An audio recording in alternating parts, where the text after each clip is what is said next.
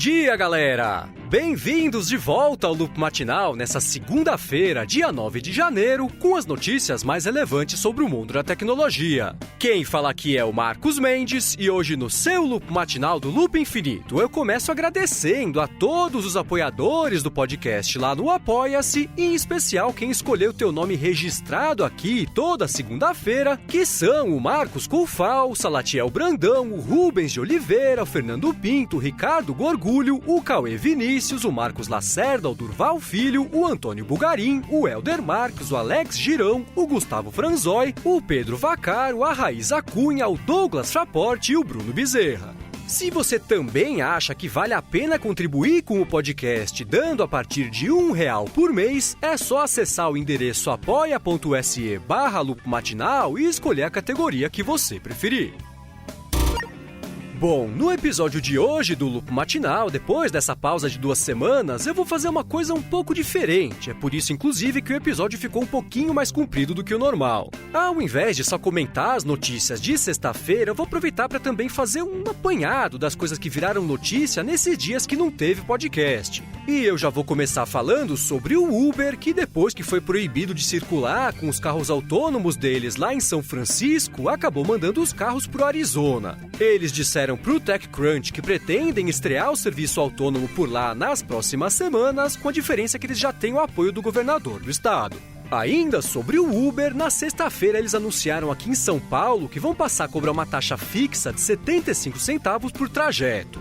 Isso começou a valer já na última sexta-feira mesmo e, segundo o Uber, que explicou a cobrança sem explicar nada, o dinheiro dessa taxa vai ser reinvestido em iniciativas de segurança para motoristas e usuários e vai permitir o crescimento saudável da plataforma. Outra notícia envolvendo indiretamente o Uber, na verdade agora aqui no Brasil, foi que a Didi Chuxing, lá da China, investiu $100 milhões na 99, que é a antiga 99 Táxis aqui no Brasil. Isso é curioso, já que a Didi é dona das operações do Uber lá na China. E por último, sobre o mercado de carros, algumas montadoras, como por exemplo a Ford e a Mazda, se uniram para desenvolver uma espécie de consórcio para as tecnologias de entretenimento embarcado, numa tentativa de deixar empresas como a Apple com o CarPlay e o Google com o Android Auto de fora da brincadeira. Bom, agora vamos falar sobre redes sociais. O Jack Dorsey, que é o CEO do Twitter, perguntou para os usuários o que eles querem ver na rede daqui para frente. Isso gerou bastante discussão e também deu origem a um texto bem bacana publicado pelo blogueiro Anil Dash, em que ele resume muito bem o que falta para o Twitter evoluir. O texto tá aqui na descrição, caso você queira ler, mas essencialmente ele diz que a rede tem que ser mais honesta com os acionistas, mais firme contra os trolls e mais comprometida com os desenvolvedores. Ainda sobre a empresa, nessas últimas 2 semanas, a diretora da companhia na China pediu demissão, ela ficou só 8 meses no cargo. O Twitter reconheceu que inflou, por engano, os relatórios de consumo de vídeo em dispositivos Android em até 35%. E, por fim, eles tornaram o Periscope compatível com vídeos feitos em 360 graus direto do aplicativo do Twitter. Seguindo com as redes sociais, a rede ABC anunciou que vai estrear 8 séries feitas exclusivamente para o Snapchat ao longo desse ano, e falando do Snapchat, pintou na sexta uma matéria bem polêmica. Alguns ex-funcionários da rede disseram que a empresa vem inflando os dados e relatórios de atividades para tentar aumentar o valor de mercado à frente da abertura das ações da companhia. Que feio, hein? Quem também virou notícia foi o site Medium, que está com problemas. Eles anunciaram a demissão de 1/3 do quadro de funcionários, inclusive vão fechar os escritórios de Nova York e de Washington, e disseram, sem dar muitos detalhes, que vão procurar outras formas de monetizar a plataforma. E por fim, sobre esse assunto, vamos falar sobre o Facebook. A Billboard publicou uma matéria dizendo que a rede vem desenvolvendo uma plataforma para bloquear vídeos com músicas que infringem direitos autorais. O Facebook passou vergonha depois que uma notícia falsa ativou lá na Tailândia aquela ferramenta pra galera dizer que tá em segurança depois de um problema bem grande, foi de uma bomba que nunca aconteceu. E o Instagram, que é do Facebook, foi atualizado e agora dá suporte às live fotos do iOS e às fotos com amplitude maior de cores das câmeras do iPhone 7. Agora vamos falar sobre o Brasil. Entre o Natal e o Ano Novo, o STF determinou que as operadoras de telefonia estão sujeitas sim à cobrança de ICMS, o que deve aumentar as contas de celular em até uns 20%. O Temer também aprovou aquela lei que eu comentei aqui no fim do ano passado, que vai passar a cobrar ISS para serviços de streaming, tipo o Spotify e o Netflix, então é capaz dessas contas também aumentarem. Para piorar essa notícia, entrou aí na roda a cobrança de ISS para compra de apps, que parecia que não ia acontecer. Isso, em teoria, não afeta a App Store, já que ela cobra em dólar, mas deve mexer nos preços tanto da Play Store quanto da Windows Store, isso lá para começo de abril.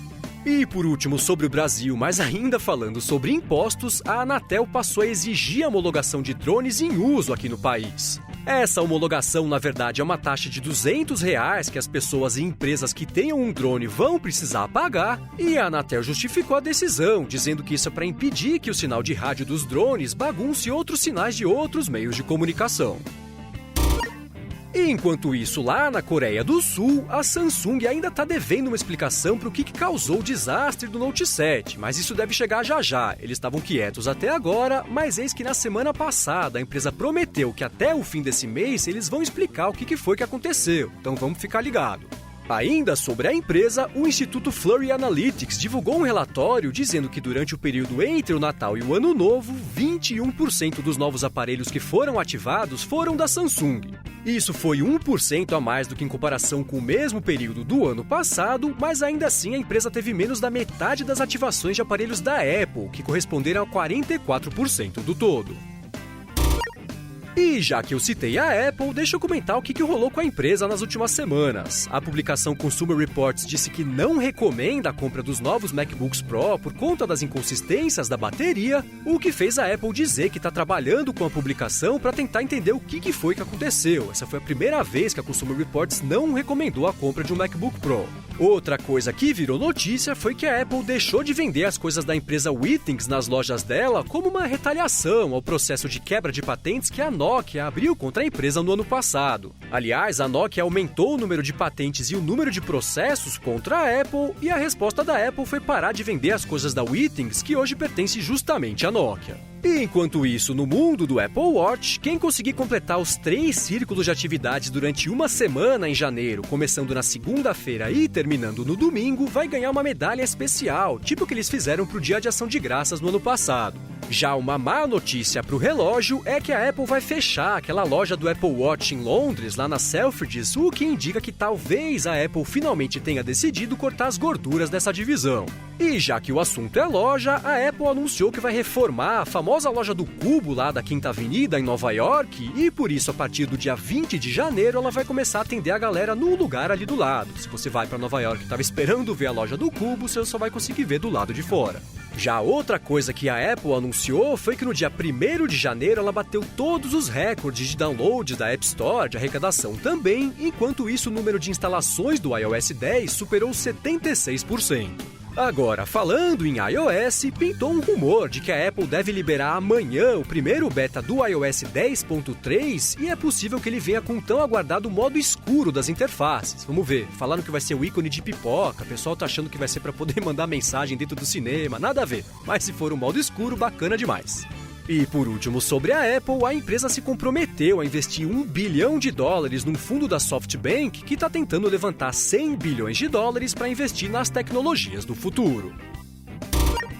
Bom, e por último hoje não dava para voltar aqui e deixar de falar da CES, né? Como vocês já devem saber, o Loop Infinito foi para Las Vegas, o Will, o Sérgio e o Tejada cobriram a feira e publicaram uma infinidade de vídeos de produtos e lançamentos no canal do Loop Infinito no YouTube. Ainda assim, eu separei algumas coisas da CES para falar aqui, a começar pela Intel, que finalmente oficializou o lançamento da geração Kaby Lake de processadores. A linha vai ser composta por 4 séries diferentes de processadores que vão ser usados em todo tipo de computador, desde notebooks portáteis de baixo consumo de energia até os PCs mais parrudos. Quem também anunciou uma coisa bacana por lá foi a Lenovo, que trouxe uma caixa de som Bluetooth com a Alexa da Amazon embutida. Aliás, a CES estava cheia de produtos com a Alexa embutida, o que mostra que a Amazon está ficando cada vez mais poderosa no segmento dos objetos conectados, mas não fica só nisso. A Ford, por exemplo, falou que vai integrar a Alexa nos carros dela a partir do mês que vem.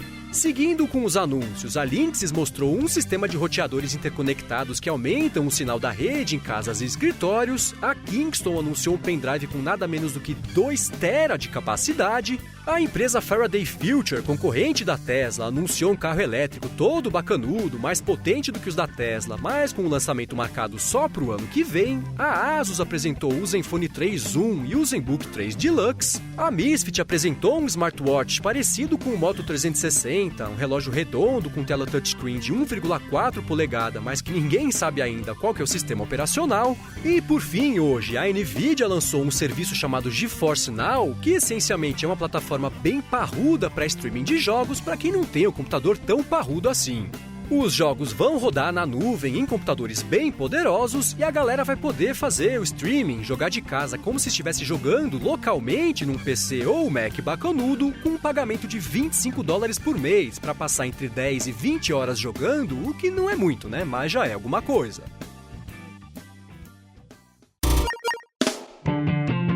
É isso aí, galera. O Loop Matinal do Loop Infinito vai ficando por aqui. Se você quiser saber mais sobre tudo isso que eu citei, da CES, ou então sobre qualquer coisa que eu comentei hoje, tem mais de 40 links esperando por você aqui na descrição do episódio e lá no loopmatinal.com, incluindo o link para a cobertura do Loop Infinito para CES lá no YouTube. Lá você também consegue se inscrever no canal do Loop Infinito no YouTube, caso você não tenha feito isso ainda. Se você quiser falar comigo no Twitter, é só procurar por MVC Mendes, que eu tô sempre por lá, e é isso aí. Obrigado pela audiência, dá uma espiadinha lá no apoia.se/loopmatinal se você também quiser contribuir com o podcast, e eu volto amanhã de manhã. Falou!